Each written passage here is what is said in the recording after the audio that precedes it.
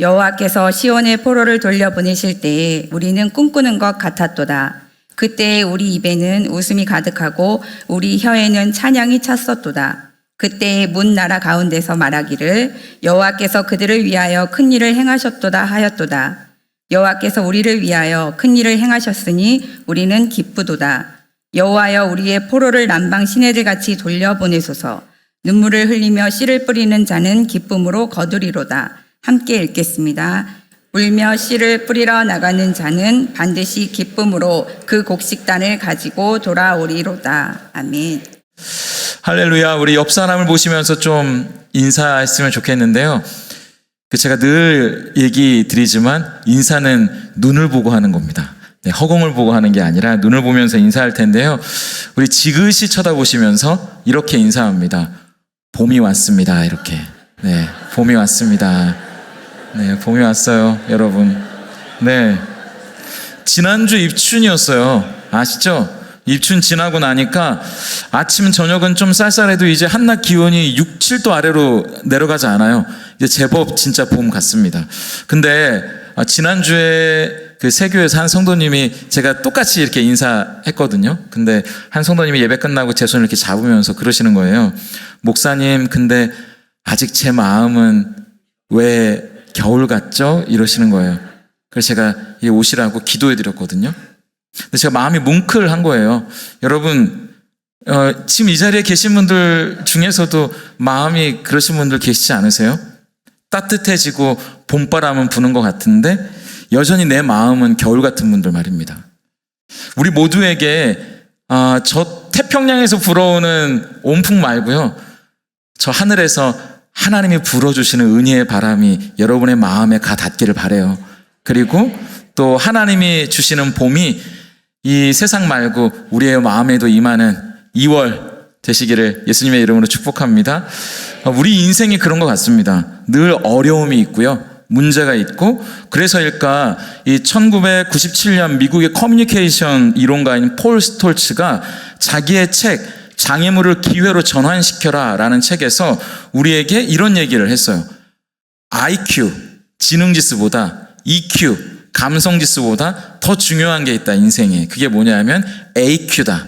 AQ가 Adversity Quotient라고 해서 역경지수입니다. 지능지수 IQ, 머리 좋은 사람들이 누구인지를, 또 감성지수 EQ, 마음을 잘 나누고 공감을 잘해주는 것도 중요한데, 아무리 머리가 좋고 마음을 헤아리고 감정을 잘 나눠도요, 인생에 수없이 만나게 되는 어려움에 딱 마주쳤을 때, 문제와 장애물 앞에 섰을 때 그것을 넘어서지 못하면 IQ가 무슨 소용이고 EQ가 무슨 소용이겠어요?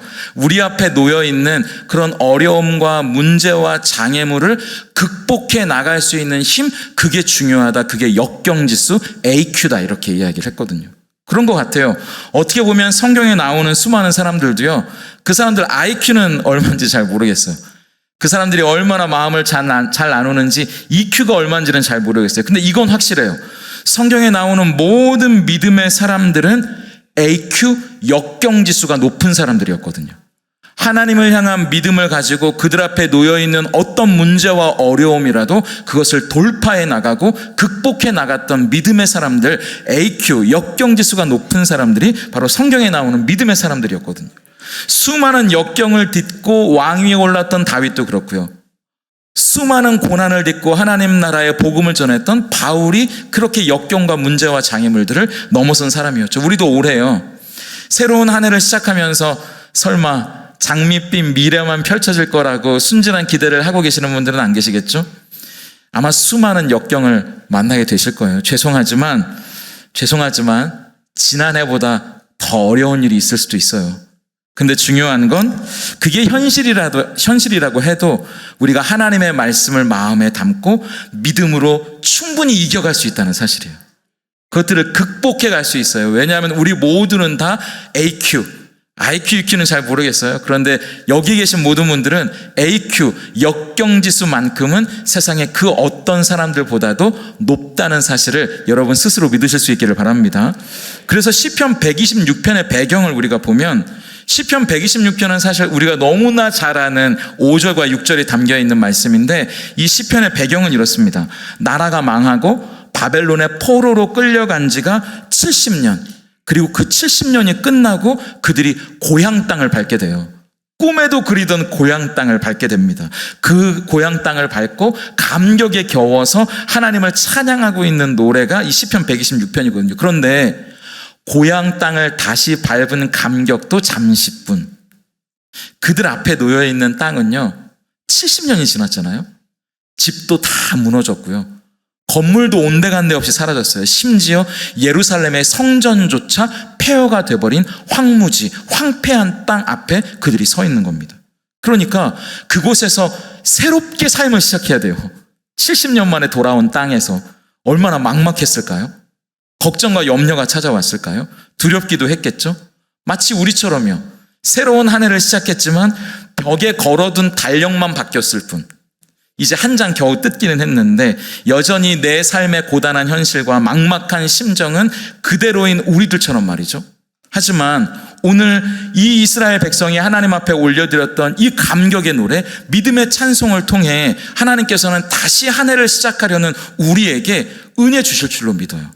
우리에게 무엇인가 중요한 이야기를 건네고 계신다는 것이죠. 오늘 그 이야기를 좀 나눠보려고 합니다. 그래서 첫 번째, 우리가 이 시편의 말씀을 통해서 기억해야 할 것은 하나님이 나와 함께 다시 시작하자고 말씀하신다는 사실이에요. 본문 1절을 우리 같이 한번 읽어볼까요? 함께 읽겠습니다. 시작. 여호와께서 시온의 포로를 돌려보내실 때 우리는 꿈꾸는 것 같았도다. 70년간의 포로 생활을 마치고 그토록 돌아가고 싶었던 고향 땅을 밟았던 이들이 얼마나 기뻤을까요? 그야말로 꿈꾸는 것 같았을 거예요. 여러분 생각해 보세요. 우리나라가 일제강점기 치하에서 그 혹독한 세월을 보냈던 게 35년이거든요. 근데 그거보다 2배의 시간이 흐른 거예요. 그 35년도 너무나 길었던 어둠의 시간이었는데 이들이 바벨론의 포로로 끌려가서 그곳에 살았던 시간은 우리나라 일제강점기보다 2배가 되는 70년이었다고요. 고향으로 돌아갈 수 있을 거라고 그들이 과연 꿈이나 꿀 수 있었을까요? 기대할 수 있었을까요? 그들은 그게 좀 어려웠을 것 같아요. 그런데 그 꿈 같은 일이 일어났으니 얼마나 기뻤겠어요. 그래서 2절 전반부를 보시면 그때 우리 입에는 웃음이 가득하고 우리 혀에는 찬양이 찼었도다. 그렇게 이야기하는 거거든요. 근데 중요한 것은요, 이 꿈 같은 일, 일어나지 않을 것 같은 일들을 미리 꿈꿨던 사람이 있다는 거예요. 미리 알았던 사람이 있었다. 성경은 그것을 얘기하는데 예레미야 25장 12절과 13절을 화면을 보면서 같이 읽어볼까요? 함께 읽습니다. 시작.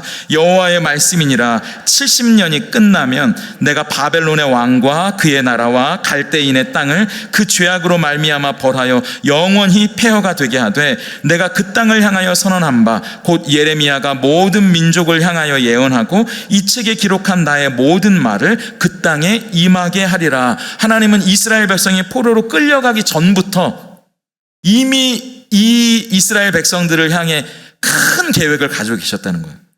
미리 예언을 해주셨거든요. 에스겔서도 마찬가지예요. 에스겔 36장 24절과 28절도 화면을 보면서 같이 한번 읽어볼까요? 시작. 내가 너희를 여러 나라 가운데서 인도하여 내고 여러 민족 가운데서 모아 데리고 고국 땅에 들어가서 내가 너희 조상들에게 준 땅에서 너희가 거주하면서 내 백성이 되고 나는 너의 하나님이 되리라. 아멘. 에스겔은 이스라엘 백성들이 바벨론의 포로로 끌려갔을 때 어렸을 때 같이 끌려갔던 사람이에요. 그런데 그 70년이 끝나면 하나님이 우리를 다시 고향 땅으로 돌려보내 주실 거야. 우리를 다시 회복시켜 주실 거야. 그것을 예언했던 선지자였죠. 근데 여러분, 이 하나님의 약속의 말씀을 붙잡고 그날을 꿈꿨던 사람들이 어떻게 그 하루하루를 버텨낼 수 있었을까요? 우리도 사실 하나님의 말씀이 우리에게 있기는 하지만 그게 참 힘들잖아요. 그 말씀 붙잡고 살아가는 하루하루가. 왜냐하면 그 꿈은 이 사람들의 꿈이 아니었어요. 그 꿈은 하나님의 꿈이었거든요. 그 꿈을 붙잡고 약속의 말씀을 붙잡고 하루하루를 견뎠던 사람들은요, 하루빨리 70년이 차면 내가 바벨론에서 열심히 벌어서 모은 돈으로 내 고향 땅에 땅 사고 아파트 사고 건물 올리고, 이게 그들의 꿈이 아니었고요. 하나님이 약속한 그 70년의 세월, 우리가 포로로 살아가는 이 고난들, 이 어려움, 이 문제들, 이 역경들은 하나님이 우리를 더 정결하게 하시려고, 우리를 더 거룩하게 하시려고 우리에게 주신 훈련의 시간이라고 여겼던 거예요. 연단의 시간이라고 여겼다는 거죠. 우리 인생도 그런 거 아니에요? 여러분들이 지금 맞닥뜨리고 있는 문제들, 여러분들이 지나고 있는 어려움의 터널들 의미 없지 않아요. 하나님이 그것을 통해서 여러분들을 더 아름답게 빚어가실 거거든요. 여러분들을 더 신실하고 거룩한 하나님의 백성으로 세워가실 거거든요. 그것을 꿈꿨던 사람들이었어요, 이들은. 그래서 그날이 되면, 그날이 오면 우리는 더 거룩한 하나님의 백성으로 빚어져 있겠지? 고향 땅을 밟고 예루살렘 성전을 다시 건축하고 하나님을 예배할 그날을 함께 꿈꿨던 사람들이라는 거예요. 제 아내가 암에 걸려서 수술하고 회복하면서 하루는 집에서 저한테 그런 얘기를 하는 거예요. 여보, 처음에는 이게 되게 원망이 많이 됐는데 오히려 이 시간들이 이제는 감사해. 이 시간들이 없었으면 나는 하나님에 대해 더 깊이 잘 몰랐을 것 같아. 오히려 이 어려운 시간들을 통해 나에게 호흡을 주신 그 은혜가 새삼스럽고 그분의 손길이 더 느껴져. 이 이야기를 하더라고요. 여러분, 저도 여러분들 보시지만 하나님이 제 인생을 가만 안 두시는 것 같아요. 그래서 제 멱살을 자꾸 지금 이리저리 막 끌고 다니시거든요. 근데 그러면서 제가 조금 철이 들어가는 것 같아요. 되게 고소해 하시는 것 같기도 하고. 제가 수영을, 저 오산 스포츠 센터에서 수영을 한 달 배우다 말았거든요. 우리 성도님들이 너무 많아가지고 창피해서 못 다니겠더라고요. 한 달 배우고 말았어. 근데 그때, 제가 다른 건 되게 금방 배우는 수영을 잘 못 배우겠더라고요. 너 진짜 겁이 좀 많거든요. 근데 이 강사분이 저한테 제가 수영을 이렇게 하는데 저한테 그러는 거예요. 이주원 씨, 몸에 힘 좀 빼세요. 몸에 힘 좀. 가라앉습니다, 이주원 씨. 이렇게. 힘 좀 빼시라고요. 근데 그게 잘 안 돼요. 제가 겁이 많아가지고 무서우니까 힘을 빼면 가라앉을 것 같은 거예요. 그러니까 힘이 자꾸 들어가는 거예요. 그래서 온 힘을 다해서 막 허우적거리다가 점점 가라앉는 거죠. 막 겨우 정신 차리고 딱 일어났더니 수영 강사가 팔짱 끼고 이주원 씨 힘 빼라고 했잖아요. 그러더라고요. 근데 이스라엘 백성들에게 이 70년의 고난은, 어려움은 그들의 힘을 빼시는 시간이었어요. 그들의 힘을 빼시는 시간. 왜냐하면 고난도 문제도 어려움도 의미가 없는 게 아니라 이거예요. 이주원 씨, 힘 좀 빼세요. 당신이 하는 게 아니고 하나님이 하시는 거예요. 이거예요. 우리는 문제를 통해, 고난을 통해, 어려움을 통해 그걸 깨달아가요. 내가 하는 게 아니구나. 하나님이 하시는 거구나. 내 힘 좀 빼야겠구나. 이걸 느껴간다니까요. 그렇기 때문에 우리가 고난 가운데, 어려움 가운데 다시 시작할 수 있는 이유는 우리에게 있는 게 아니에요. 우리에게 손을 내밀어 주시는 그분께 있어요. 그분의 손을 붙잡을 때 우리는 다시 시작할 수 있거든요. 하나님이 그렇게 말씀하세요. 야, 나와 함께 시작해보지 않을래? 지금까지는 네 힘으로 해봤는데 안 됐잖아. 이제 나와 함께 해보자. 네 꿈 말고 내 꿈 같이 꿔보지 않을래? 하나님의 꿈을 네 꿈으로 만들어보지 않을래? 그걸 지금 이스라엘 백성들에게 말씀해 주시는 거라고요. 이 70년의 시간은. 그러니까 올 한 해도요. 여러분 어떠세요? 하나님이 우리에게 또 열어주시는 이 2023년, 여러분의 삶, 여러분만의 예루살렘에서 하나님이 여러분들에게 손을 내밀고 계세요. 나와 함께 시작하자고. 포기하지 말라고. 낙심하지 말라고. 어려워도 이제 네 힘 빼고 내 힘으로 한번 해보자고. 하나님이 지금 여러분들에게 손을 내밀고 계시는데 그 손에 믿음으로 반응하실 수 있는 여러분들 다 되실 수 있기를 예수님의 이름으로 축복합니다. 그래서 우리가 그 손을 붙잡을 수 있는 이유는 이거예요. 하나님이 우리를 위해 큰 일을 행하시는 분이거든요. 하나님이 우리를 위해 큰 일을 행하신대요. 우리 본문 2절을 같이 한번 화면을 보면서 같이 읽어볼까요? 함께 읽습니다. 시작. 그때 우리 입에는 웃음이 가득하고 우리 혀에는 찬양이 찼었도다. 그때 문 나라 가운데에서 말하기를 여호와께서 그들을 위하여 큰 일을 행하였도다 하였도다. 하나님이 우리를 위해 큰 일을 행하셨대요. 근데 3절도 한번 볼까요? 화면을 보면서 여호와께서 우리를 위하여 큰 일을 행하셨으니 우리는 기쁘다다 기쁘고 기쁘도다. 2절에도 우리를 위해 큰 일을 행하셨다. 3절에도 우리를 위해 큰 일을 행하셨다. 그러므로 우리 혀에는 찬양이 가득하고 기쁘고 기쁘다 이렇게 표현하는 거죠. 근데 도대체 무슨 일을 행하셨길래 하나님이 우리를 위해 큰 일을 행하셨다고 했을까요? 첫 번째는요, 이들이 바벨론의 포로로 끌려간 지 70년 만에 고향 땅을 밟은 그 일이 너무나 큰 일이잖아요. 얘기했던 것처럼 꿈꾸지 못했던 일이거든요. 기대할 수 없는 일이었어요. 우리나라의 광복이 35년 만에 찾아왔던 그때처럼 말이죠. 하나님이 무너질 것 같지 않았던 바벨론을 무너뜨리셨어요. 그리고 페르시아의 왕 고레스가 왕위에 있었는데 이스라엘 백성들이 얼마나 이 눈치를 받겠어요? 주인만 바뀐 거잖아요. 바벨론이 무너졌는데 저 페르시아는 우리를 어떻게 할까? 똑똑하게 몰아붙이는 건 아닐까? 전갈 채찍으로 우리를 더 심하게 다스리는 건 아닐까? 그런데 웬걸? 고레스가 돌아가도 좋다는 거예요. 너희 이제 자유다 이렇게 했던 거예요. 해방이다. 성경은 그것을 하나님이 고레스의 마음을 감동시키셨다고 표현해요. 그것이 너무나 큰 일이었어요. 이들에게는 우리가 70년 만에 자유를 해방을 맞았다는 거, 광복의 아침을 맞았다는 것이 이들에게는 큰 일이었는데, 그런데 우리가 나누고 싶은 더 큰 일이 있어요. 세계사를 조금 더 깊이 들어가면, 성경을 조금 더 깊이 들여다보면 그것보다 더 큰 일이 숨겨져 있거든요. 이사야 41장 2절부터 4절까지예요. 화면을 보면서 같이 한번 읽어볼까요? 읽습니다. 시작. 누가 동방에서 사람을 일깨워서 공의로 그를 불러 자기 발 앞에 이르게 하였느냐? 열국을 그의 앞에 넘겨주며 그가 왕들을 다스리게 하되 그들이 그의 칼에 티끌 같게 그의 활에 불리는 초계 같게 하며 그가 그들을 쫓아가서 그의 발로 가보지 못한 길을 안전히 지났나니 이 일을 누가 행하였느냐? 누가 이루었느냐? 누가 처음부터 만대를 불러내었느냐? 나 여호와라. 처음에도 나요 나중 있을 자에게도 내가 곧 그니라. 아멘. 이게 되게 어려운 말이잖아요. 근데 쉽게 말하면 이거예요. 하나님이 내가 동방에서 한 사람을 일으키겠다. 그리고 그 사람에게 넓은 땅을 주겠다. 그 동방에서 일으킨 사람이 아까 얘기했던 페르시아의 고레스라는 왕이거든요. 근데 이 고레스가 바벨론을 무너뜨리는 것을 넘어서서 애굽까지 먹어요. 애굽으로 끝난 게 아니에요. 인도까지 먹게 돼요. 마치 광개토 대왕처럼 엄청난 땅을 갖게 되거든요. 근데 하나님이 아까 우리가 읽었던 말에서 내가 동방에서 일으킨 그 사람에게 땅을 주겠다고 한 이유가 있어요. 그 사람에게 인도를 주고 애굽을 주는 이유가 뭐냐? 너 그거 다 가져. 대신 이스라엘만 토해내 이겁니다. 쉽게 얘기하면 저 아프리카 대륙과 인도 대륙을 조그만 땅 이스라엘과 바꾸셨다는 얘기예요. 하나님이. 여러분, 이스라엘이 얼마나, 이 나라 크기가 얼마나 되는지 아세요? 우리 남한 땅의 4분의 1밖에 안 돼요. 그걸 저 아프리카 대륙과 바꾸셨다니까요.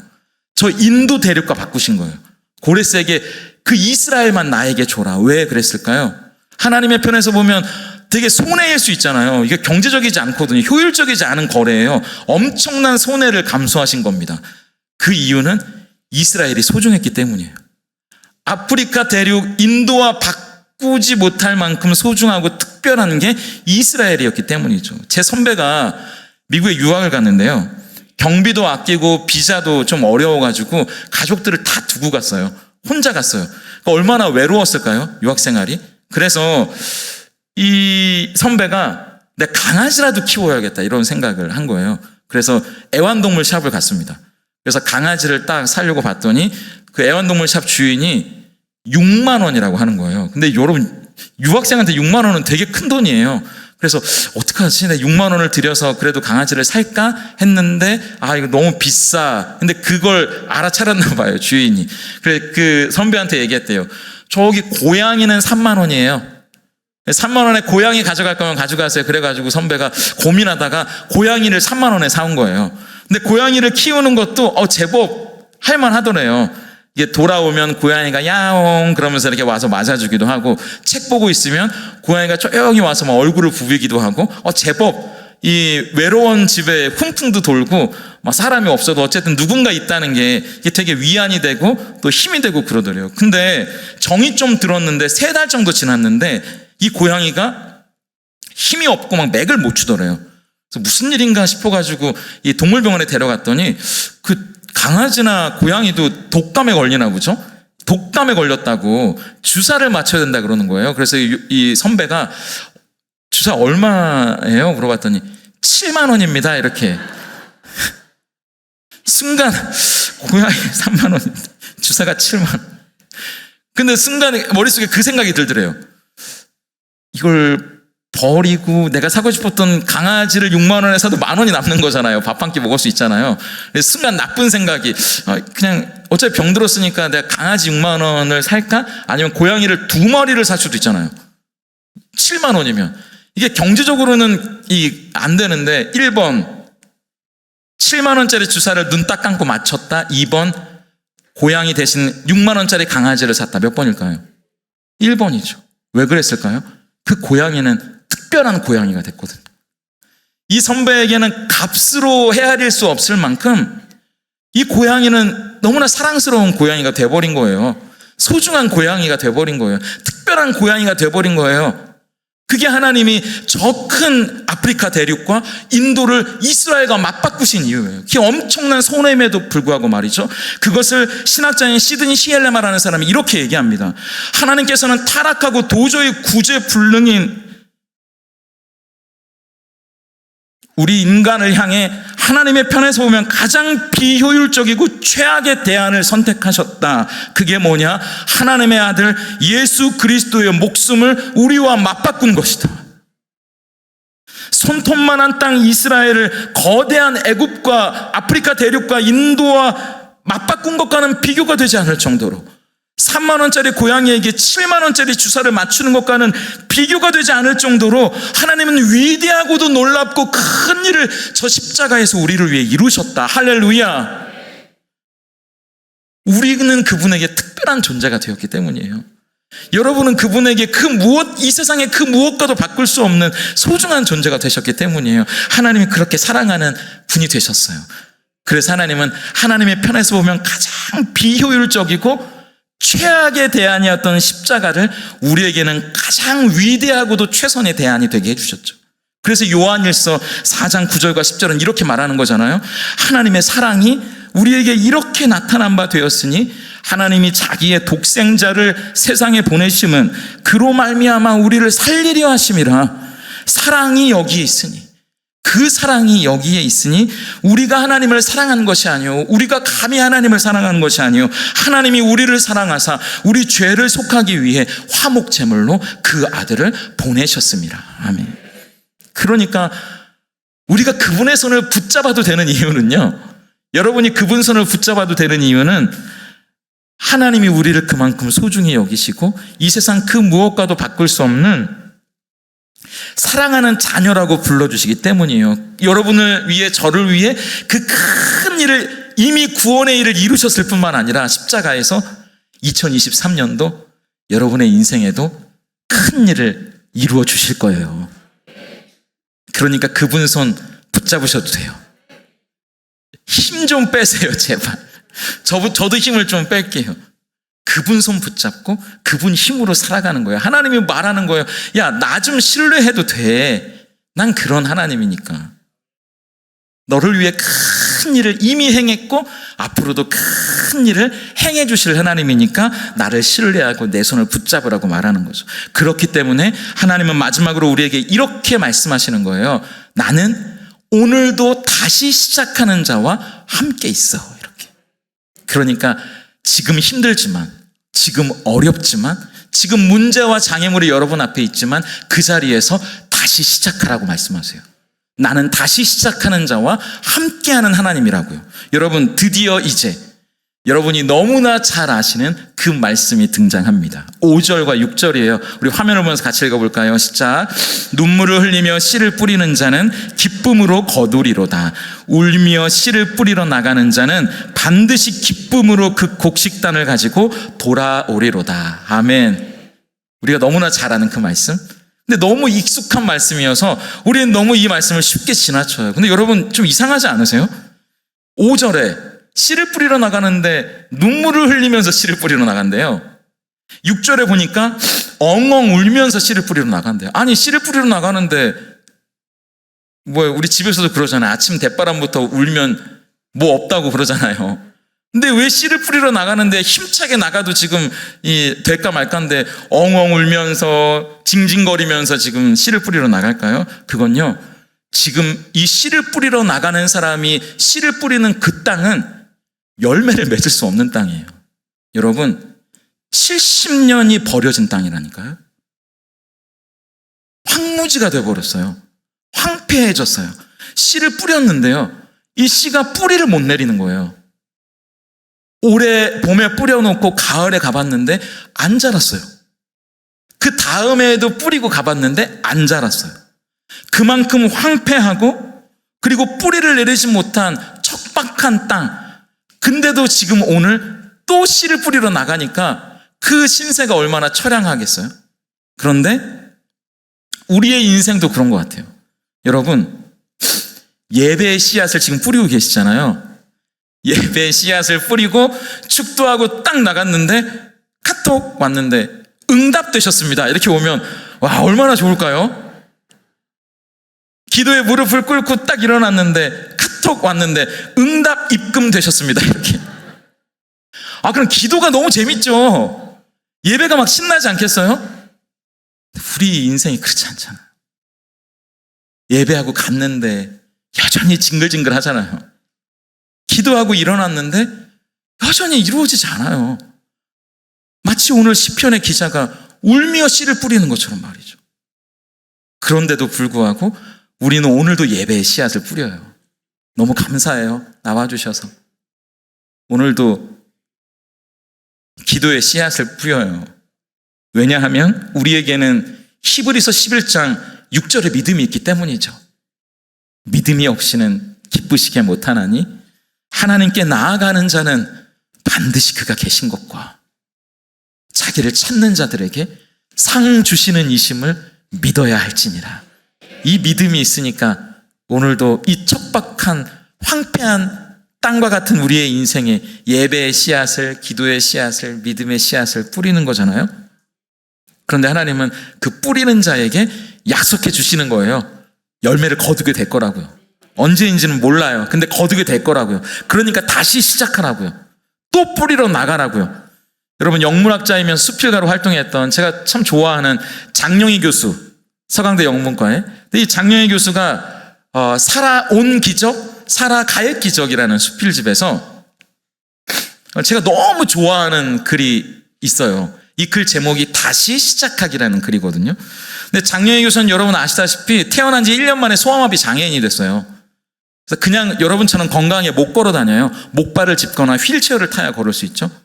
근데 그걸 이겨내고 미국까지 유학을 떠납니다. 그래서 1984년 여름 뉴욕 주립대에서 6년간의 유학 생활을 마치고 2년 동안 그야말로 피눈물 나는 고생 끝에 박사학위 논문을 끝내게 돼요.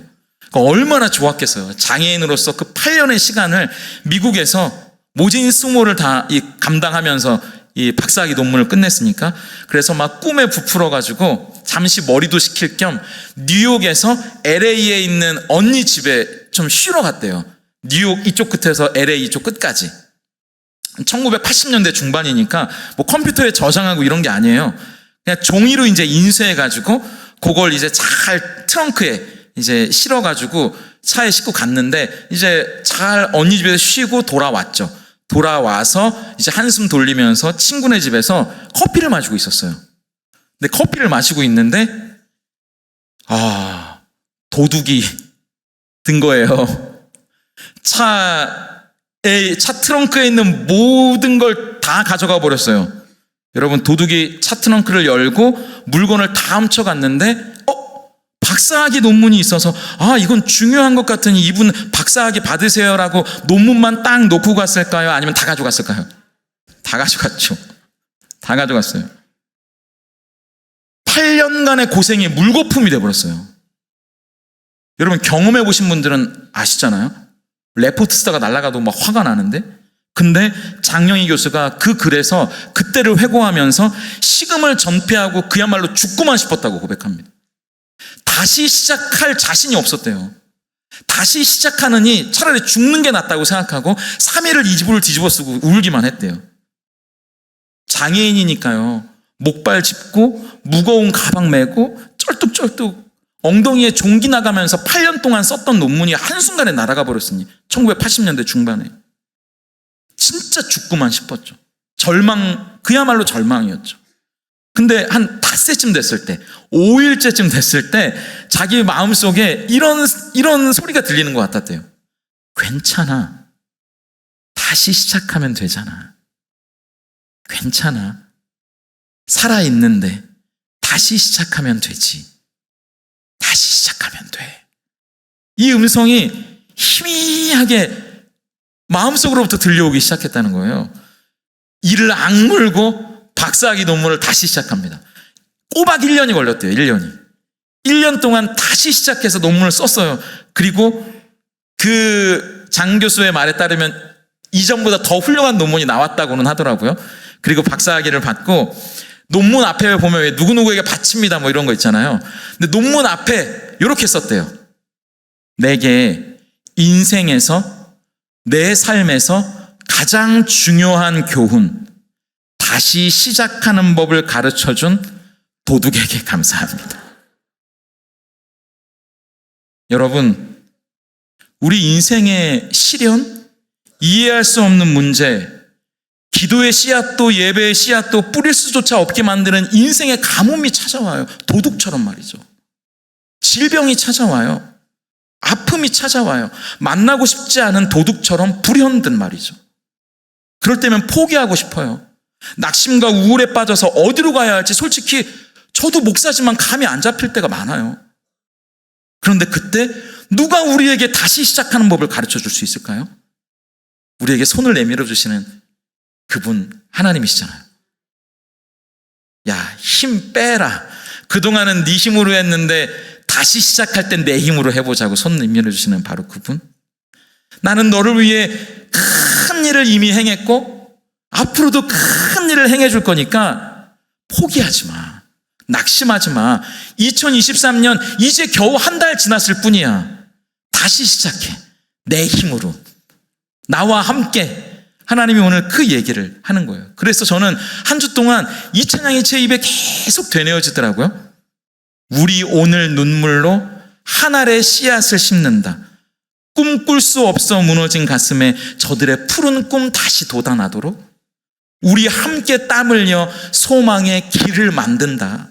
내일로 가는 길을 찾지 못해 막막해 했던 저들이 노래하며 달려갈 수 있는 그 소망의 길을 그날에 우린 보리라. 새벽 이슬 같은 저들 일어나 뜨거운 가슴 사랑의 손으로 이 땅 치유하며 행진할 때 오래 황폐하였던 이 땅에 오래 황폐하였던 내 인생에도 순결한 꽃들이 피어나고 아름다운 의의 나무가 숲을 이루는 그 세상을 우리는 함께 보게 되리라. 이 찬양이 제 입에 계속 되뇌어지는 거예요. 그러므로 여러분 2023년 되게 오래 지난 것 같죠? 이제 겨우 한 달 지났어요. 우린 또 수많은 장애물과 어려움과 문제들 앞에 서게 되겠죠? 하지만 그 문제와 어려움 앞에 속수무책 걸려 넘어지고 포기하고 좌절하고 낙심하는 삶이 아니라 하나님 앞에서 하나님의 힘으로 다시 일어설 수 있는 여러분이 될 수 있기를, 다시 일어서서 기도의 씨앗을 뿌리고 예배의 씨앗을 뿌리고 믿음의 씨앗을 우리의 황폐한 땅에 뿌려갈 때 여러분들에게 반드시 기쁨으로 그 열매를 거두게 하시고 놀라운 믿음의 축복을 안고 돌아오게 하실 큰 일을 행하실 하나님이 여러분에게 손 내밀어 주시는 이 순간 그 손 잡고 일어나시는 여러분 모두가 될 수 있기를 예수님의 이름으로 축복합니다.